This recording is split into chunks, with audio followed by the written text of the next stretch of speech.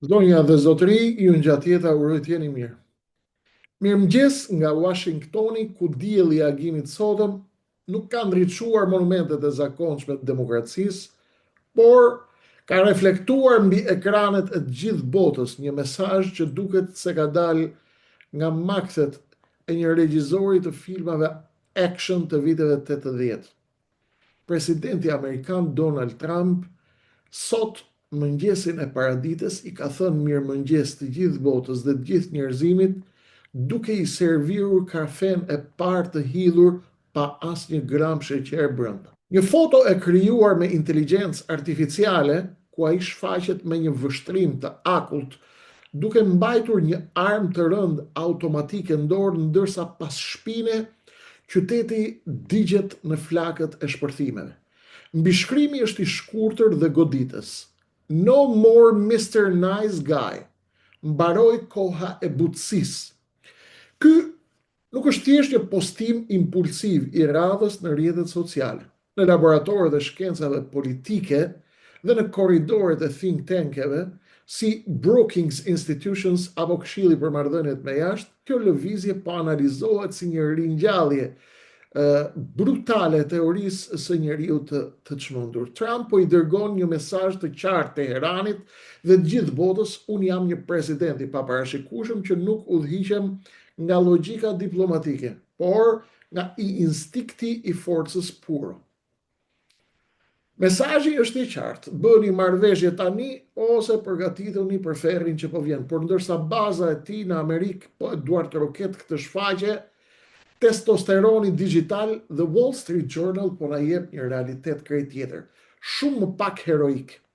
Burimet të larta nga Pentagoni konfirmojnë se pas kësaj fotoje me muskuj artificial intelligence, fshihet një urdhër ekzekutiv për përgatitjen e një blokade detare afatgjate ndaj Iranit.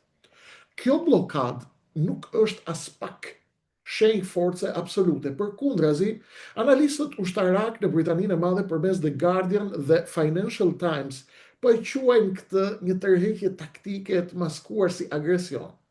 Washingtoni e ka kuptuar se një sulm i drejt për drejt ushtarak ndaj infrastrukturës iraniane do të ishte një vetvrasje e qartë gjeopolitike. Ata i trembën fuqisë së reagimit të Teheranit dhe faktit se një raket e vetme në drejtimin e gabuar mund të ndezë të gjithë rajonin në një mënyrë që asnjë sistem mbrojtës nuk mundet më ta përballojë apo ta evitojë. Irani nga ana tjetër nuk po luan edhe me fotot inteligjencës artificiale. Përgjigja e tyre erdhi përmes kanalit shtetëror Press TV, me një ton i cili duket sikur duan të tregojnë muskujt edhe atje. Burimet larta pranë sigurisë në Teheran deklaruan se durimi i tyre ka mbritur pikën 0 dhe çdo tentativë për të bllokuar Iranin nga deti do të përballet me veprime të mëdha dhe të paprecedent. Këtu nuk po flasim më për kërcënime boshe. Irani, me sa duket, ka ende fuqi të minojë ngushticën e Hormuzit brenda pak orësh, duke bllokuar 20% të furnizimit botëror me naftë, shifër të cilën e kemi shpjeguar her pas here. Mesazhi i tyre është i prerë: ose do të ketë siguri për gjithë, mesazhi që ka qenë prej ditës parë të luftës, ose do shkojmë pa siguri totale për çdo anije që mban flamur amerikan apo të aleatëve të Amerikës në gjirin persik apo në ngushticën e Hormuzit. Kjo situatë ka krijuar një panik të pashoq në tregjet financiare, ekonomia globale është duke u lëritur, çmimet e naftës kanë filluar të kërcejnë sërish në tabela, ndërsa kostoja e siguracioneve për anije tregtare vazhdon të fluturojnë në nivele që nuk janë parë që nga lufta e dytë botërore. Dhe këtu shpërthem një çarje e parë e madhe vetë brenda aleancës së perëndimit. Një krisje e cila sigurisht nuk është ajo divorci përfundimtar, por që përplasja ka nisur të bëhet evidente dhe shumë e fortë dhe shumë e lehtësueshme. Edhe Parisi, edhe Berlini nuk po mbajnë më as radhën e protokollit diplomatik për të fshehur irritimin e tyre. Madje kancelari gjerman ka shkuar deri aty Sa që ka thënë që Amerika u gjujzua për para Iranit, kur e thot Gjermania këtë, apo kancelari Gjerman, ti kupton që diçka e madhe është duke ndodhur.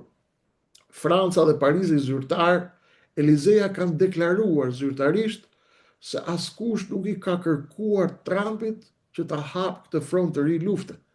Ndërsa kancelari Gjerman, pra, si që a thash, doli në konferencë të jashtëzakonshme duke paralajmëruar se kjo politikë e papërgjegjshme e Trumpit po shkatëron rritjen ekonomike të Europës dhe po e lë kontinentin evropian pa energji në një kohë kritike. Sipas revistës gjermane Der Spiegel, besimi mes Europës dhe Amerikës në këtë momente ka rënë në pikën e tij më të ulët historike. Këtë e thot Der Spiegel, nuk e thot Krishtiku.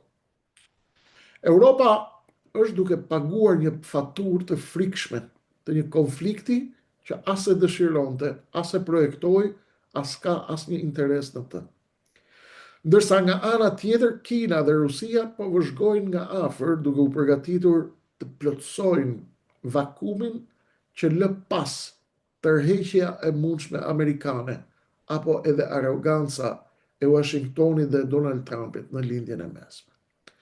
Ndërsa situata në Washington në pamje të parë duket si në kaos, situata ka shkuar deri aty saqë në kulisa, në Pentagon dhe në Shtëpinë e Bardhë, është duke u diskutuar edhe për një mundësi që nuk e ka shquar në mend as gjindët më të humbur dhe më të fshehur dhe më të maskuar të botës. Është menduar deri në opsionin që njeriu drejtuesi de facto i gardës së revolucionit të Iranit, Ahmed Wahidi, njeriu dora e hekur të cilit kontrollon sot Iranin dhe dora ushtarake, mundet të ftohet në Washington për një deal sekret me Donald Trumpin në mënyrë që të mbyllet kjo dhimbje e kokës që quhet Iran. Nuk ka asgjë të konfirmuar, por është folur deri në këtë nivel. Wahidi mundet të shkojë në Washington. Është përfluck apo është realitet? Këtë askush nuk e di, por loja vazhdon të jetë jashtëzakonisht e komplikuar. Në Washington, në pamje të parë duket sikur ka kaos. Në Tel Aviv, nga ana tjetër, është duke ndodhur një tërmet i vërtet. Dhe pyetja që po qarkullon në këto momente në Tel Aviv dhe në çdo edicion lajmesh në mediat izraelite është: a ka arritur Benjamin Netanyahu në stacionin e tij të fundit politik?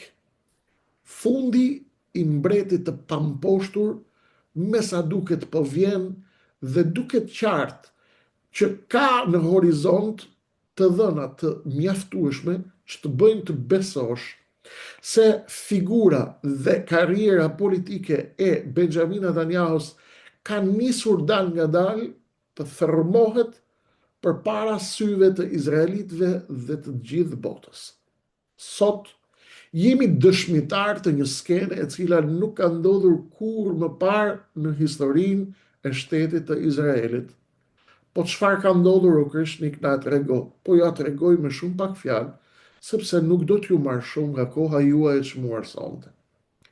Një kryeministër në luftë të hapur me atë që quhet Deep State i Izraelit, apo shteti i thellë në Izrael. Kush është shteti i thellë? Ushtria, shërbimet sekrete dhe mediat e tyre.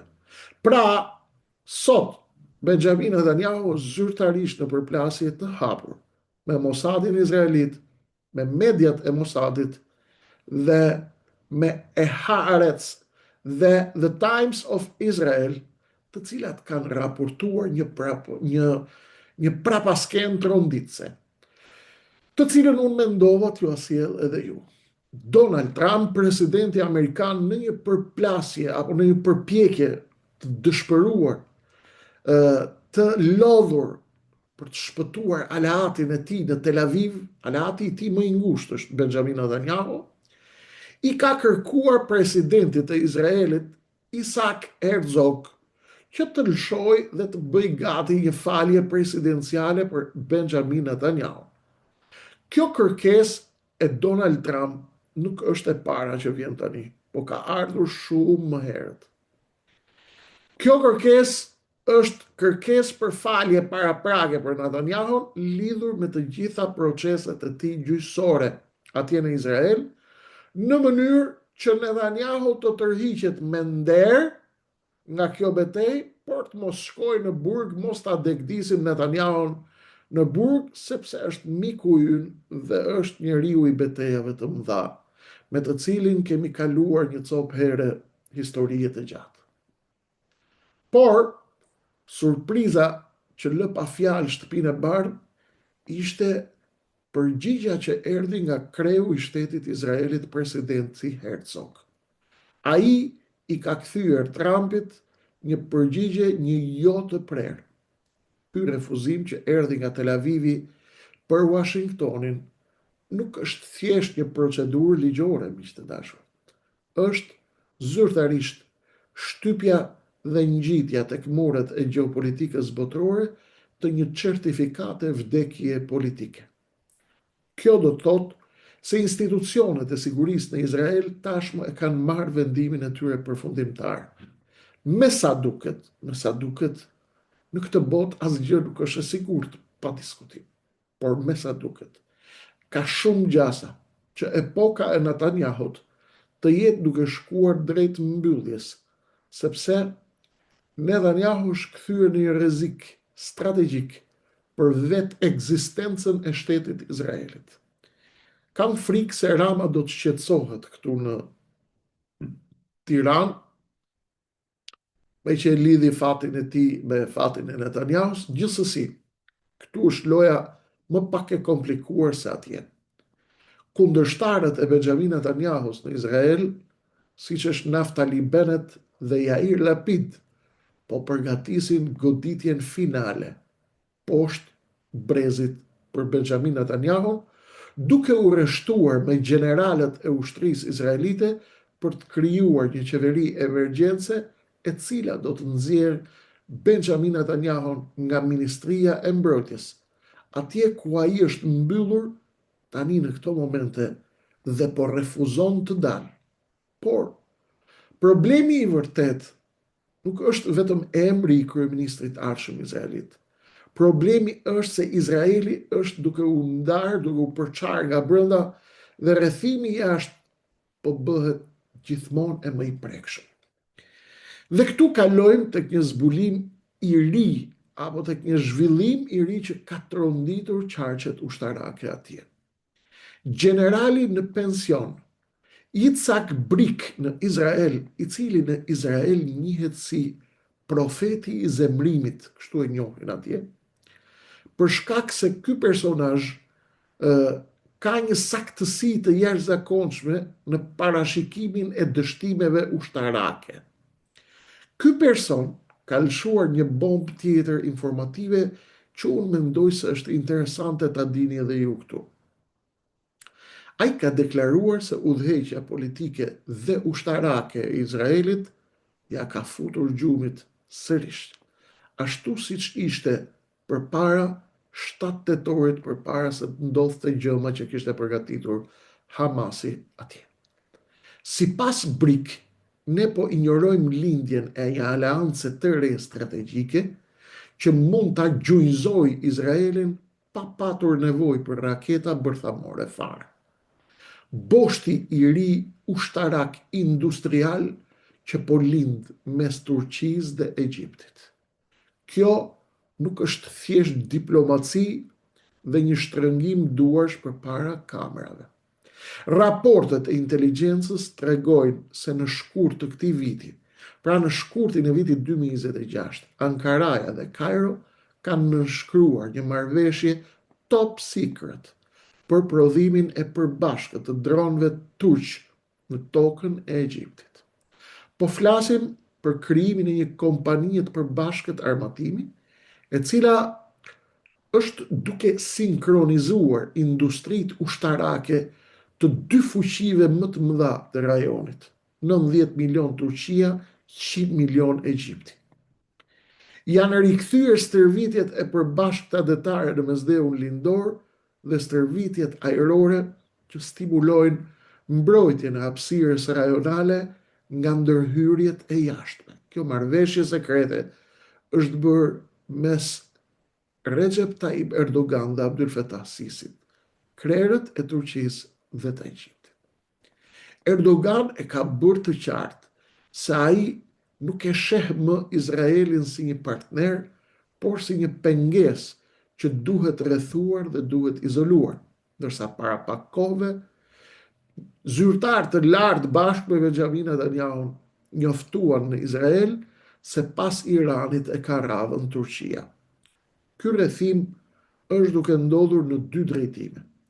Ushtarakisht nga boshti i ri Turqi-Egjipt dhe demografikisht nga deti. Interesante është afrimi i presidentit Erdogan me Abdul Fattah Sisin, duke patur parasysh përplasjen e tij të fortë që kishte me leadershipin politik të Kairos, pasi ndodhi masakra e Rabias në Kairo në Egjipt, dhe Erdogan ishte i rreshtuar pranë vëllazërisë muslimane.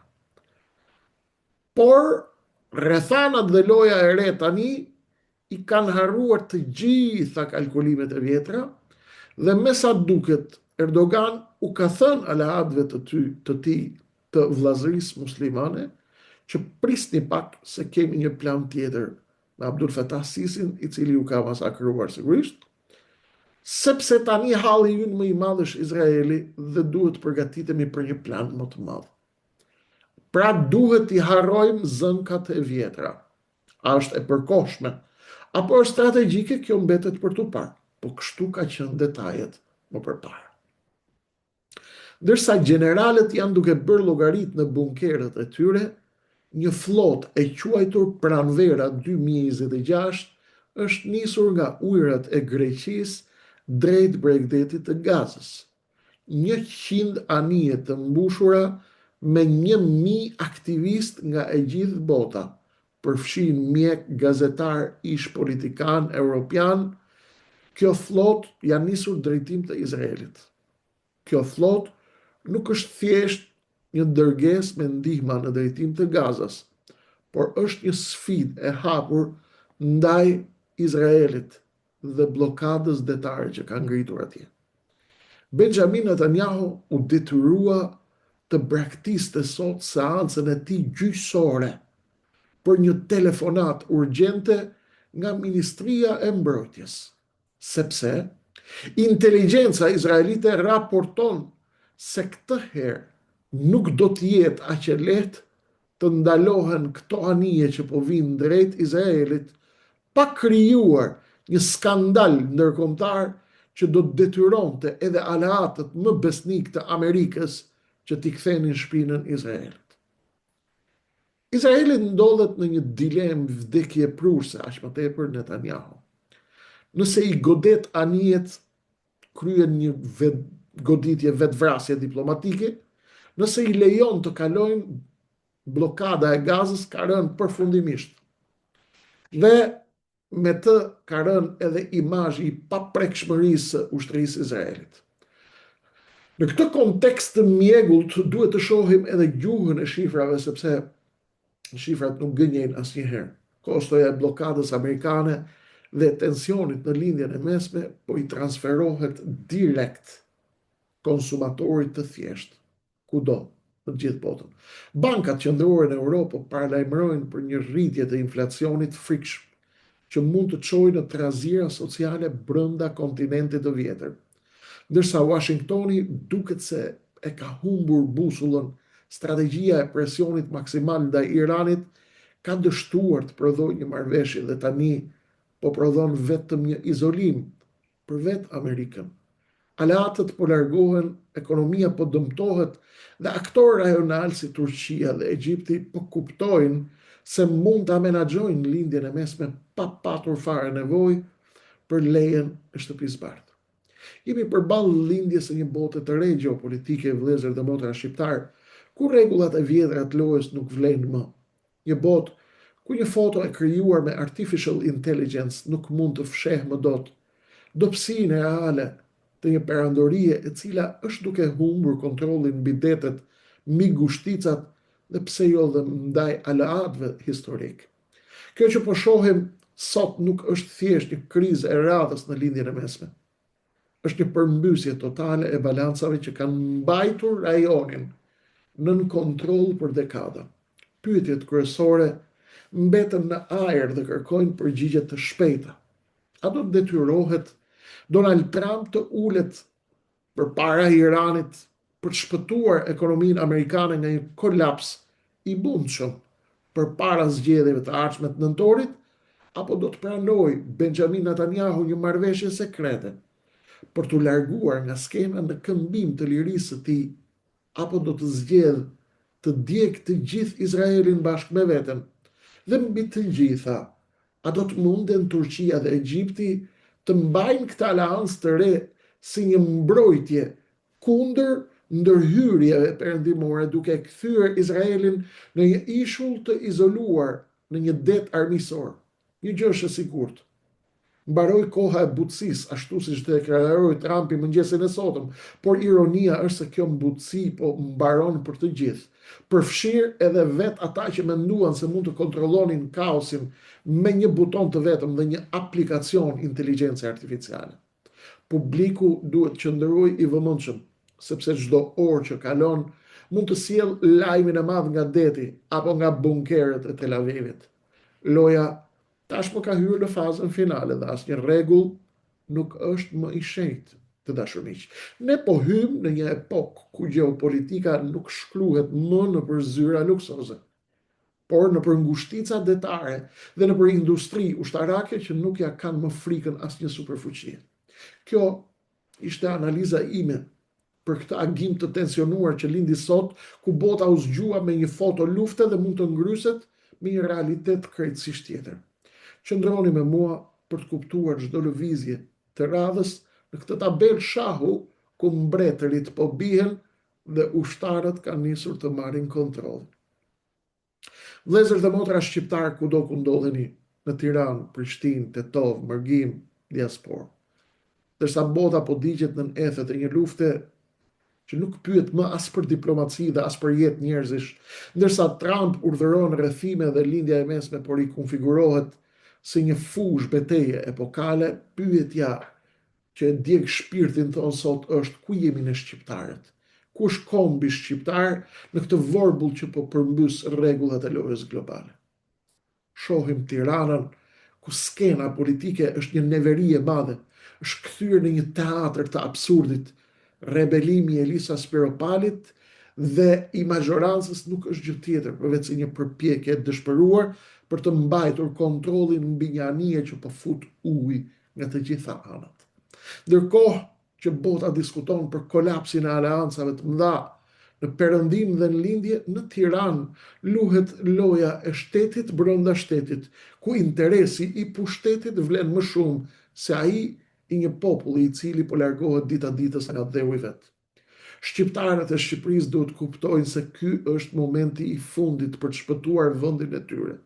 Nuk mund të mbetemi peng i një klase politike hajdute që bën sikur rebelohet kundër vetvetes, ndërsa në fakt po mbrojnë karriget e veta në kurriz të një populli i cili e ka humbur shpresën dhe po e humbet atë çdo ditë. Dhe nëse kthejmë syt nga Kosova jonë e dashur, dhimbja bëhet akoma më e madhe. Në kulmin e kësaj pasigurie botërore, ku ushtritë e huaja po prodhojnë armatime të përbashkëta dhe aleancat po ndryshojnë nga minuta në minutë brenda natës, Prishtina zyrtare është përfshirë në një përplasje vllavrasëse. Konflikti Kurti-Osmani nuk është thjesht një fërkim politik, është një vetvrasje strategjike në sytë e aleatëve që po humbasin durimin.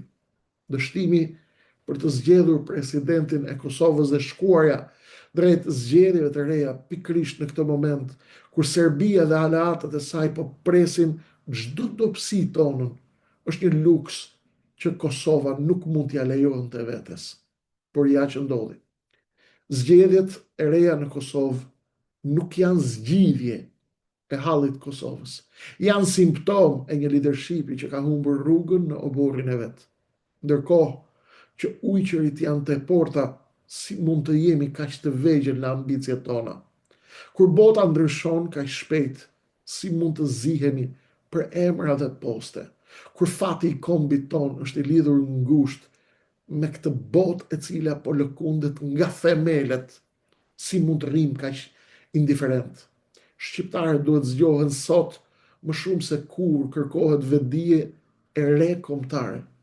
Ne nuk mund të presim që Washingtoni të na i zgjidhë të gjitha hallet me një telefonat, sepse siç e pat, Trump është i zënë duke vizatuar vija të kuqe me inteligjencë artificiale dhe duke rrethuar Iranin dhe duke qarë hallet e Netanyahu's.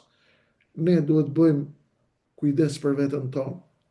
Shqiptarët e Shqipërisë kanë detyrën historike të ndalin degradimin e shtetit dhe të kombit dhe t'i thonë këtij teatri të absurdistanit politik që po na ktheni në provincë të harruar. Shqiptarët e Kosovës duhet kërkojnë sot llogari nga udhëheqësit e tyre.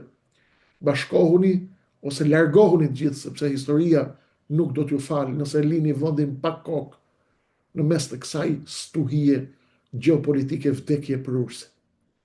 Ky është agimi i një bote të re teje të rrezikshme dhe të paparashikueshme.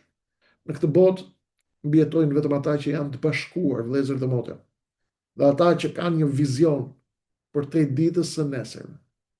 Le të mos jemi ne brezi që do të mbaj vullën e dështimit dhe tradhtisë, po le të jemi ata të cilët e kuptuan rrezikun dhe vendosën ta shpëtojnë kombin përpara se të jetë tepër vonë. Zoti i bekoft shqiptarët, kudo ku janë. Mos e harroni takimin ton të ditës së diel live në këtë kanal në 21:30 të bëjmë peticionin ton për sistemin zgjedhor dhe të ndalojmë shitjen e Shqipërisë. Merrni këtë video, çojeni pjesës tjetër të shqiptarëve. Mos harroni të bëni like, share, subscribe. Dërgojeni atë të gjithë atyre të cilët duhet ta dëgjojnë, qofse besoni se ka ndonjë vlerë të kjo që kemi thënë. Dhe mos harroni kur, sa do që tjetë situata e vështirë, gjithmonë pas çdo nate ka agim. Asnjëherë mos harroni. Shqyqyr që ka Zot. Natën e mirë.